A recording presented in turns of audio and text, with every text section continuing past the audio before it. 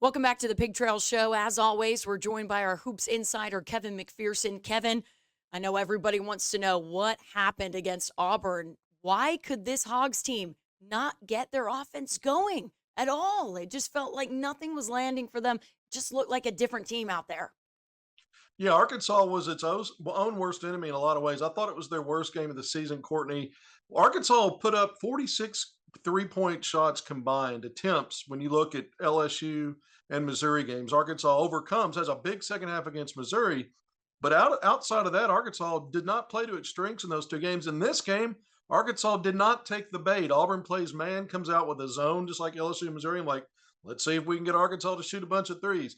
That didn't happen. Arkansas played to its strength. So you got to think, how did that not work? Because Arkansas simply didn't execute and finish. Arkansas strengths getting to the basket, forcing officials to blow the whistle, put them on the free throw line.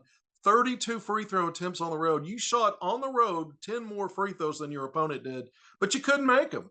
Arkansas was all over the glass, plus 13 in rebounds, plus 10 on the offensive glass, 17 to 7, but they were -3 in second chance points. So Auburn actually did a much better job at a much higher rate converting its second chances off offensive rebounds than Arkansas was able to do. A lot of missed putback attempts. Yeah, Auburn had a rim protector in Broom. He had 6 blocks, but Arkansas had just a lot of point blank stuff where they weren't being contested. They just couldn't finish.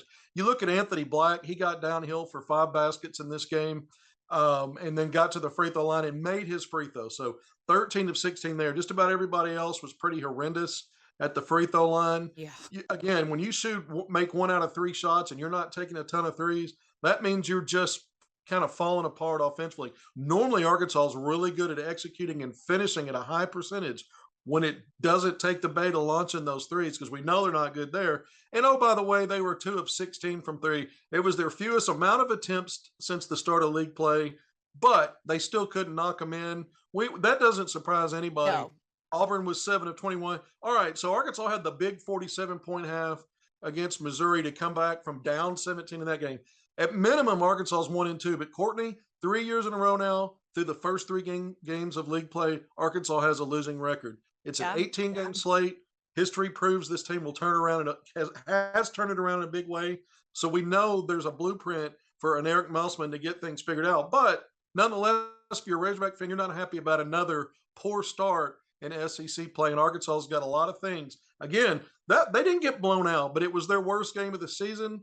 They never gave themselves a chance, even playing No. poorly, to stay in the game, get it close enough, a 1-2 possession game, the last 3 or 4 minutes, to even give themselves a chance. Yeah, they definitely didn't, Kevin, really quickly. They have a really big challenge. It doesn't slow down for Arkansas at all. They have one of their biggest challenge, arguably, for the whole season coming up this week against Alabama. Can there be a quick fix to this? What do you think this team needs to focus on before that game?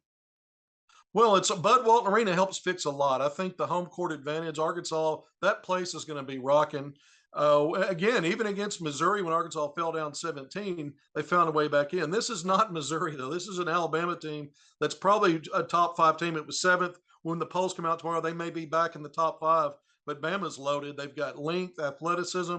They bring a lot of the physical and athletic talent, but I think they're playing a better brand of basketball than where Arkansas is right now. Certainly hurting without Nick Smith Jr. We'll talk a little bit about that. But yeah, Arkansas could be looking at 1-3 in suffering its first home loss of the season. But I think Arkansas also has a solid chance to even up that record and to fix some things. You ask specifics. I think they've got to continue to bypass the open threes of given and keep working to get to the basket. You got to hope that a poor game inside the arc and at the free throw line that bad is an outlier, and you want to get kind of correct some of those things because I think overall defensively Arkansas has been pretty solid.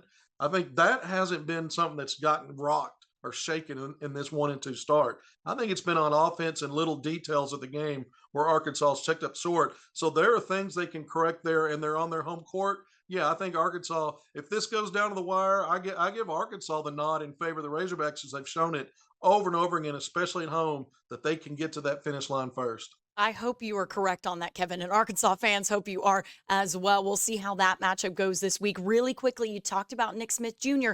What is the update on him? I know Arkansas fans are kind of scratching their heads a little bit with what Musselman said that he could be out for the rest of the month. Do you think he rejoins this team in February?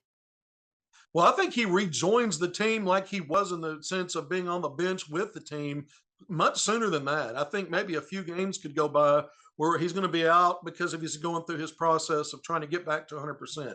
He's got to get back to 100%, but the goal has been and continues to be to get there so he can still be a Razorback and compete as a Razorback, which will be, Musselman said it, that's not going to happen this month. There are a total of 8 SEC games and a Big 12 SEC challenge. So 9 games total in January.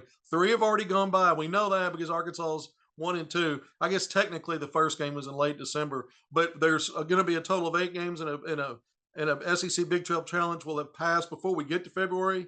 That means everything else is still on the table for a Nick Smith Jr. return. So I think he'll be back with the team sooner than that time frame in terms of just being with them, back on that bench as he's working to get to 100%. And then I think sometime in February, we could see him hopefully land that 100% health grade check, check mark that box so he can get back on the court with the Hogs. There's been a lot of rumors that things had been shut down already, and these are just little word games going on and dragging things out. That's not the case at all. He's not shut it down. He's not solely zero focused on the NBA draft. He's trying to get back like he's always done dealing with this knee, going back to Europe. He's always come back, and that's what the plan is still. And I feel like it's more likely that we see Nick Smith Jr. play again as a Razorback than we do, even though it's still a possibility that he may not. I think it's more likely that he will. Well, I know Arkansas fans are very happy with that statement as well, Kevin. As always, thank you so much for joining us on the show. We'll have much more Pig Trail coming up after the break.